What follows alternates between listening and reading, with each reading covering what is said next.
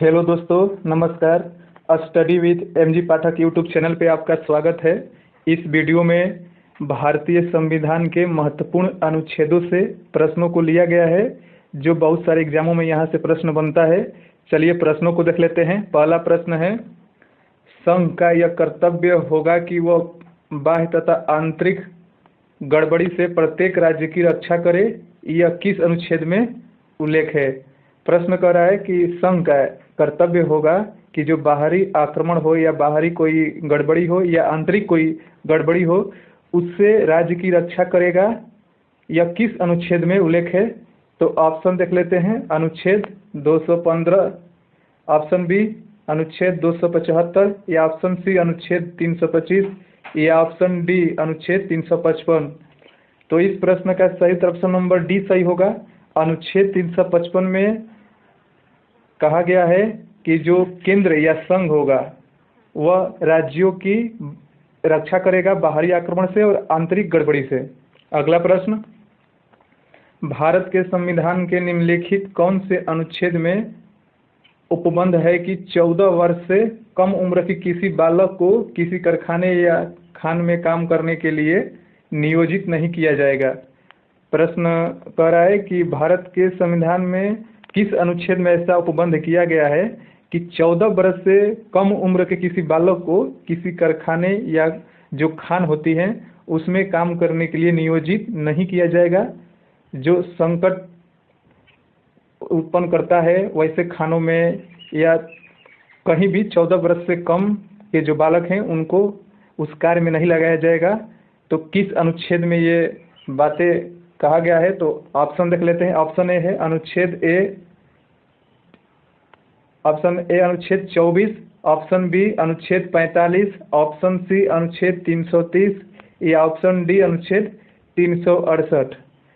तो ये option number A सही होगा। अनुच्छेद 24 में कहा गया है कि 14 वर्ष से कम आयु के बालक को कोई भी कारखाने में नियोजित या कार्य पर नहीं लगाया जा सकता है।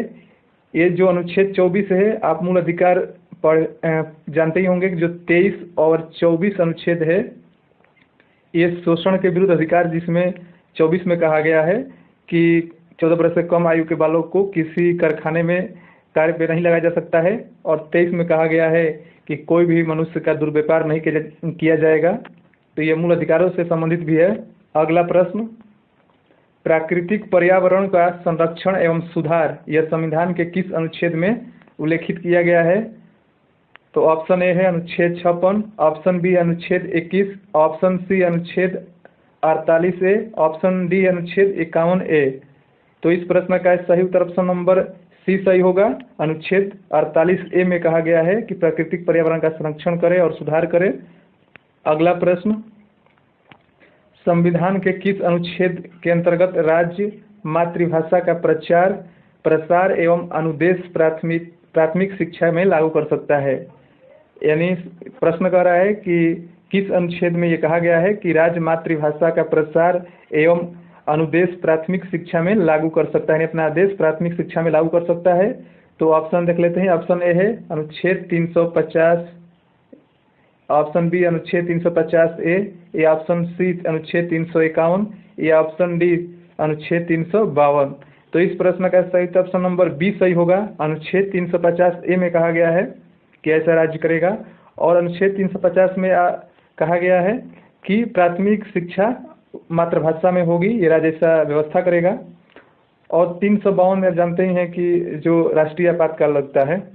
अगला प्रश्न, अंतर्राज्यीय परिषद का गठन का प्रावधान संविधान के किस अनुच्छेद के अंतर्गत किया गया है? यानी जो अंतर्राज्यीय परिषद है उसका गठन किस अनुच्छेद के अंतर्गत किया गया है?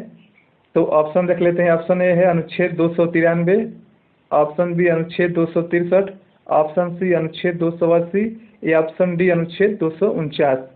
तो इस प्रश्न का सही ऑप्शन नंबर बी सही होगा। अनुच्छेद 263 में अनुच्छेद 263 के माध्यम से अंतर्राज्यीय परिषद का गठन किया गया है, और ये 1990 में पहली बार अंतर्राज्यीय परिषद का गठन किया गया था, इसको भी ध्यान रखिएगा। अगला, और इसका गठन का मुख्य उद्देश्य होता है कि जो राष्ट्रीय महत्व के, जो सामूहिक महत्व के जो विषय होते हैं उसमें राज्यों के बीच एक समझौता करके कार्य किया जा सके, इसके लिए अंतर्राज्यीय परिषद का गठन किया जाता है और ये राष्ट्रपति इसका गठन करते हैं। अगला प्रश्न, संविधान के किस अनुच्छेद के अंतर्गत केंद्र सरकार राज्य सरकारों को निर्देश दे सकती है? प्रश्न ध्यान से देखिएगा, कह रहा है कि संविधान के किस अनुच्छेद के अंतर्गत केंद्र सरकार राज्य सरकारों को निर्देश दे सकती है? तो ऑप्शन ए है अनुच्छेद 352, ऑप्शन बी है अनुच्छेद 356, ऑप्शन सी है अनुच्छेद 365 और ऑप्शन डी है अनुच्छेद 360। तो ऑप्शन नंबर सी सही होगा। 365 में कहा गया है कि केंद्र सरकार राज्य सरकार को निर्देश दे सकती है। अगर राज्य सरकार उस निर्देश को नहीं मानती है तो इसके द्वारा भी राष्ट्रपति शासन लगाया जाता है।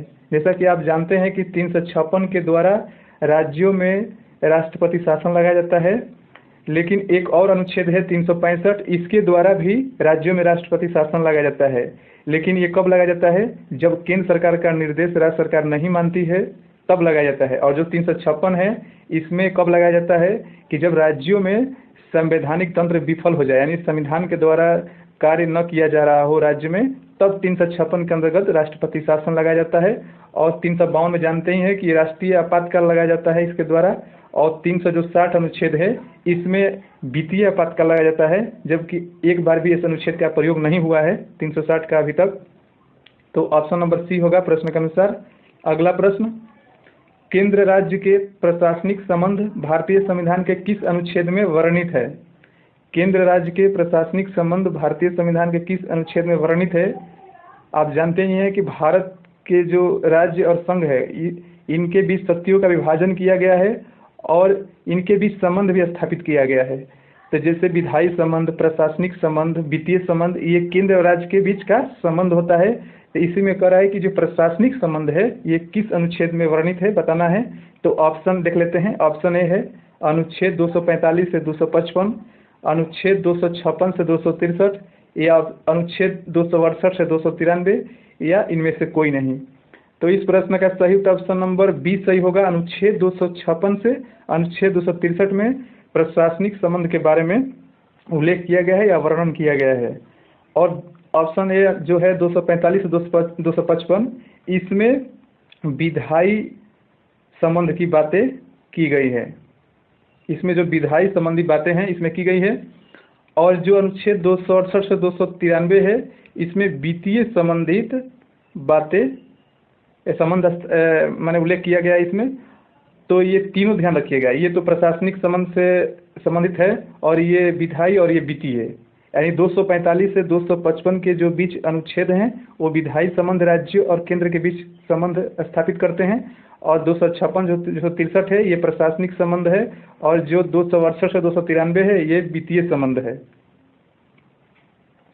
अगला प्रश्न, राज्य द्वारा प्रार्थना करने पर भारत की संसद उन राज्यों के लिए किस अनुच्छेद के अंतर्गत कानून बना सकती है? प्रश्न कह रहा है कि अगर राज्य केंद्र के द्वारा प्रार्थना करता है, राज्य जो है केंद्र से प्रार्थना करता है कि वो उसके लिए कानून बनाए, तो भारत की संसद उन राज्यों के लिए कानून किस अनुच्छेद के अंतर्गत बना सकती है? राज्य ऐसा कर सकता है, 2 राज्य या उससे अधिक राज्य जो केंद्र से आग्रह कर सकते हैं कि आप हमारे लिए इस विषय पे कानून बनाइए। तो ये शक्ति है संसद को कि उनके आग्रह पर कानून बना सकता है संसद। तो वो किस अनुच्छेद में ऐसा कहा गया है? तो वो अनुच्छेद देख लेते हैं। ऑप्शन ए है अनुच्छेद 251 या ऑप्शन बी अनुच्छेद 252 या ऑप्शन सी अनुच्छेद 253 या ऑप्शन डी अनुच्छेद 254। तो ऑप्शन नंबर बी सही होगा। 252 अनुच्छेद में ऐसा कहा गया है कि राज्य अगर केंद्र सरकार से अनुरोध करती है, कम से कम 2 राज्य होने चाहिए, 2 राज्य या उससे अधिक राज्य जो केंद्र सरकार से आग्रह करते हैं कि हमारे लिए इस विषय पर कानून बनाइए, तो वो बना सकते हैं। 252 अनुच्छेद के अंतर्गत ये उल्लेख किया गया है। अगला प्रश्न, आप चैनल को सब्सक्राइब और वीडियो को लाइक एंड शेयर करिएगा। इस चैनल पे आपको इम्पोर्टेंट प्रश्नों को हल कराया जा रहा है जो एग्जाम की दृष्टि से महत्वपूर्ण है। चलिए 9वें प्रश्न को देख लेते हैं। किस अनुच्छेद के तहत अवशिष्ट शक्तियाँ केंद्र के पास हैं?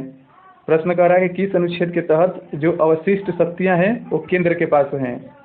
आप संविधान पढ़े होंगे, जानते ही होंगे, उसमें लिखा हुआ है कि जो राज्य और केंद्र के बीच शक्तियों का विभाजन हुआ है, संविधान के जो 7वीं अनुसूची है उसमें 3 सूची रखा गया है। जो केंद्र के लिए संघ सूची है और राज्यों के लिए राज्य सूची है, और एक समवर्ती सूची बनाया गया है। तो समवर्ती सूची में जो विषय रहते हैं उस पर केंद्र और राज्य दोनों कानून बना सकते हैं, और जो संघ सूची में जो विषय रहते हैं उसमें केवल केंद्र सरकार ही कानून बना सकती है, यानी संसद, और जो राज्य सूची के विषय हैं उसमें राज्य सरकार या राज्य विधानमंडल कानून बना सकते हैं। लेकिन जो इसके अलावा और कोई विषय अगर रह जाता है उसी को अवशिष्ट शक्तियाँ कहते हैं। उस विषय पे कानून केवल संसद बना सकती है। तो वही प्रश्न पूछ रहा है कि किस अनुच्छेद के तहत अवशिष्ट शक्तियाँ केंद्र के पास है। तो ऑप्शन देख लेते हैं। ऑप्शन ए है अनुच्छेद 243, ऑप्शन बी अनुच्छेद 247, ऑप्शन सी अनुच्छेद 248 या ऑप्शन डी उपरोक्त सभी। तो इस प्रश्न का सही उत्तर ऑप्शन, इसको चेक करिए कि इसमें से कौन सही होगा। तो इस प्रश्न का सही उत्तर ऑप्शन नंबर सी सही होगा। अनुच्छेद 248 के तहत अवशिष्ट शक्तियाँ केंद्र के पास है। अगला प्रश्न और इस वीडियो का आखिरी प्रश्न, भारतीय संविधान के कौन सा अनुच्छेद संवैधानिक प्रावधानों की संघीय संसद राज्य विधान पालिकाओं द्वारा बनाए गए नियमों एवं कानूनों पर प्राथमिकता प्रदान करती है। प्रश्न कर रहा है कि भारतीय संविधान का कौन सा अनुच्छेद संवैधानिक प्रावधानों की जो संघीय संसद है और राज्य विधान पालिकाओं द्वारा बनाए गए नियमों एवं कानूनों पर प्राथमिकता प्रदान करती है। अगर कोई राज्य कानून या नियम किसी विषय पर बनाती है और उसमें केंद्र और राज्य के कानूनों में गतिरोध उत्पन्न हो जाता है, तो उसमें जो संघीय संसद है उसकी प्राथमिकता प्रदान किया जाता है। तो वो कौन सा अनुच्छेद है जो केंद्र के संसद को प्राथमिकता प्रदान करता है, राज्य विधान पालिकाओं के बनाए गए नियम और कानून के ऊपर रखता है, तो वही अनुच्छेद बताना है। तो ऑप्शन देख लेते हैं। ऑप्शन ए है अनुच्छेद 13, ऑप्शन बी है अनुच्छेद 32 और ऑप्शन सी अनुच्छेद 326 या ऑप्शन डी है अनुच्छेद 245। तो प्रश्न के अनुसार ऑप्शन नंबर डी सही होगा। अनुच्छेद 245 में ये उल्लेख किया गया है कि राज्य और संसद के जो मध्य कानून बनते हैं और उसमें गतिरोध उत्पन्न होता है तो संसद द्वारा बनाए गए कानून का प्राथमिकता दिया जाएगा। और ये अनुच्छेद 13 भी जान लीजिए, ये अनुच्छेद जो मूल अधिकार है 12 से 35 अनुच्छेद के अंतर्गत, इसमें 12 में तो राज्य की परिभाषा है और 13 जो ये है इसमें कहा गया है कि मूल अधिकारों को जो सीमित करता है विधि या कानून जो संसद बनाता है या कोई भी सरकार बनाती है तो उसको अवैध घोषित कर देगा। ये 13 के अनुसार उस कानून को शून्य घोषित कर देगा अगर मूल अधिकारों का हनन होगा कानून के माध्यम से तो। और ये 32 जो है 32 मूल अधिकारों को संरक्षण प्रदान करता है और सुप्रीम कोर्ट को यह अधिकार देता है कि कोई भी व्यक्ति या सरकार या संस्था किसी भी व्यक्ति का मौलिक अधिकार हनन करता है उसके प्रति आप रेड जारी कर सकते हैं। तो प्रश्न खत्म हुआ। धन्यवाद।